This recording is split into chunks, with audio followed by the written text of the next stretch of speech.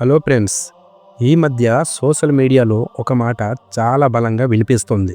ఒక మాట, కానీ దాని వెనుక వేలెళ్ళ చరిత్ర ఉంది. ఆ మాటే బట్టలు నిండుగా కట్టుకుని బయటకు రండమ్మ. ఈ మాట వింటే కొందరికి కోపం వస్తుంది, కొందరికి బాధ వస్తుంది, మరి కొందరికి ఆలోచన వస్తుంది. కానీ నిజంగా మనం కోపడవలసింది ఆ మాట మీద కాదు, ఆ మాట రావలసిన పరిస్థితి మీద. ఒకసారి మనం మనల్ని ప్రశ్నించుకుందాం. నిజంగా ఈ దేశంలో ఎవరు మనల్ని బలవంతంగా నియంత్రిస్తున్నారు? లేదా మనమే మన సంస్కృతిని మెల్లిగా వదులుకుంటున్నామా? భారతదేశం ఇది కేవలం ఒక మ్యాప్లో ఉన్న దేశం కాదు.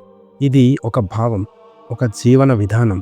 ఇక్కడ స్వేచ్ఛ అంటే నాకు నచ్చింది చెయ్యడమే కాదు, నాకు నచ్చింది చేస్తూ ఎదుటివారి గౌరవాన్ని కూడా కాపాడటం. మన పెద్దలు ఎప్పుడూ చెప్పలేదు ఇలా వేసుకో అలా వేసుకో అని, కానీ ఒకటే చెప్పారు, నీ విలువలు నీ మీద కనిపించాలి. ఇప్పుడు ఆలోచించండి, మన పురాణంలో ఎక్కడైనా స్త్రీలను బంధించారా? వాళ్ళ స్వేచ్ఛను తొక్కారా? సీతాదేవి అడవికి వెళ్ళింది. అడవికి వెళ్ళడం అంటే చిన్న విషయం కాదు, అది ప్రమాదం, అది కష్టం, అది త్యాగం. కానీ ఆమె ఎక్కడైనా తన గౌరవాన్ని వదులుకుందా? ఆమె బట్టలు ఆమెను కాపాడలేదు, ఆమె ఆత్మ ఆమెను కాపాడింది. ద్రౌపది సభలో నిలబడినప్పుడు ఆమెను కాపాడింది ప్యాసను కాదు, ఆమె విశ్వాసం. భారతీయ సంస్కృతి ఎప్పుడు బయట కనిపించే దానికంటే లోపల ఉన్న విలువలకే ప్రాధాన్యం ఇచ్చింది. అప్పుడు ఒక వ్యక్తి, ఈ దేశం భారతదేశం, మన సంస్కృతి గుర్తించుకోండి అని చెబితే అది అవమానమా? లేదా ఒక హెచ్చరికనా? నిజం చెప్పాలంటే అది కోపం నుంచి వచ్చిన మాట కాదు, బాధ నుంచి వచ్చిన మాట. ఎందుకంటే మనం ఈరోజు స్వేచ్ఛ అనే పదాన్ని ఇష్టం వచ్చినట్టు వాడేస్తున్నాం. స్వేచ్ఛ అంటే ఎవరిని పట్టించుకోకపోవడం కాదు, స్వేచ్ఛ అంటే బాధ్యతతో జీవించడం. పబ్లిక్ ప్లేస్లో మనం ఉన్నప్పుడు అది మనది మాత్రమే కాదు, అక్కడ పిల్లలు ఉన్నారు, పెద్దవాళ్ళు ఉన్నారు, అక్కడ వేరే ఆలోచనలు ఉన్నవాళ్ళు కూడా ఉన్నారు. అందుకే మన శాస్త్రాలు చెప్పాయి, లోకా సంహిత, సమాజాన్ని గుర్తించుకొని జీవించాలి. ఇక్కడ ఒక మాట చాలా స్పష్టంగా చెప్పాలి. ఈ మధ్య చాలామంది అంటున్నారు, నా శరీరం నా ఇష్టం, నేను ఏ బట్టలైనా వేసుకుంటాను, మీకు ఏం హక్కు ఉంది అడగడానికి అని. ఈ మాట వినడానికి బలంగా ఉంటుంది, కానీ దీన్ని పూర్తిగా అర్థం చేసుకోవాలి. సమాజం చెప్పడం లేదు అంటే నీ శరీరం నీది కాదు అని కాదు. సమాజం చెప్తోంది ఏంటంటే నీ శరీరం నీ ఇష్టం, నీ స్వేచ్ఛ నీది, నువ్వు ఏ బట్టలైనా వేసుకో, కానీ ఎక్కడ వేసుకోవాలి? స్విమ్మింగ్ పూల్లో అయితే బికినీ వేసుకో, అది తప్పు కాదు. నీ ఇంట్లో ఉన్నప్పుడు నువ్వు ఎలా ఉన్నా ఎవ్వరూ అడగరు, అది నీ ప్రైవేట్ స్పేస్.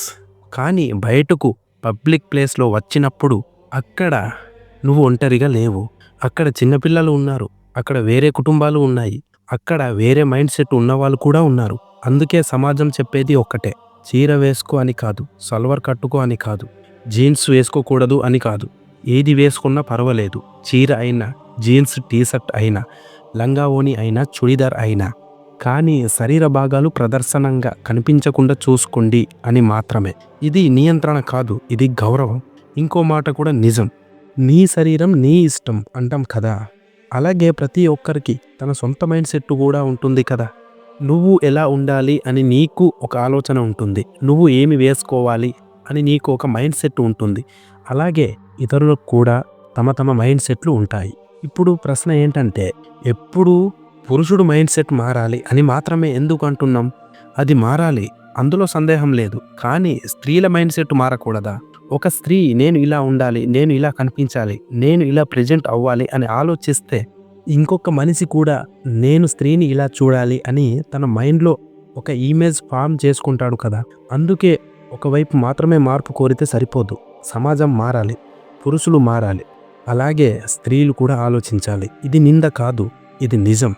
స్వేచ్ఛ అంటే ఎవరిని పట్టించుకోకుండా జీవించడం కాదు, స్వేచ్ఛ అంటే ఎదుటివారి మనసును కూడా గుర్తించుకొని జీవించడం.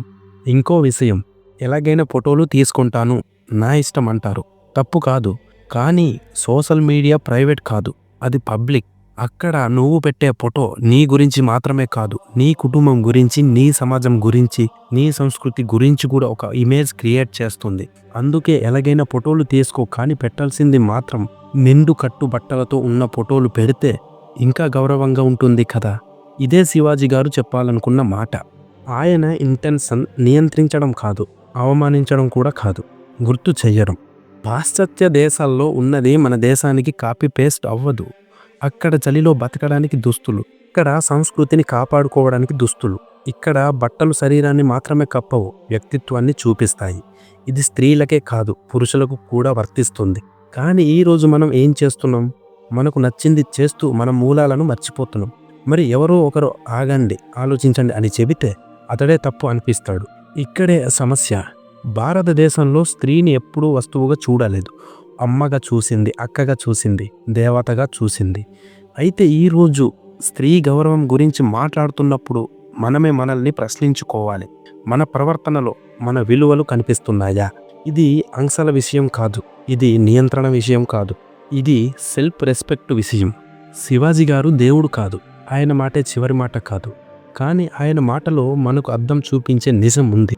ఈ దేశం మనది, ఈ సంస్కృతి మనది. దాన్ని కాపాడుకోవడం ప్రభుత్వం పని కాదు, పోలీసుల పని కాదు, మన పని. ఈ వీడియో ఎవరికైనా బాధ కలిగించి ఉంటే అది నిందించడానికి కాదు, ఆలోచింపజేయడానికి. మీ అభిప్రాయం వేరేలా ఉండొచ్చు, అది తప్పు కాదు. కానీ ఒకరికొకరం గౌరవం ఇవ్వకుండా స్వేచ్ఛ గురించి మాట్లాడలేం. మీరు ఈ వీడియో చివరి వరకు విన్నారంటే మీకు ఒక విజ్ఞప్తి. ఆలోచించండి, చర్చించండి, కానీ సంస్కృతిని అవమానించకండి. ఈ దేశం మనకన్నా పెద్దది, మన అహంకారం కన్నా గొప్పది. జై హింద్.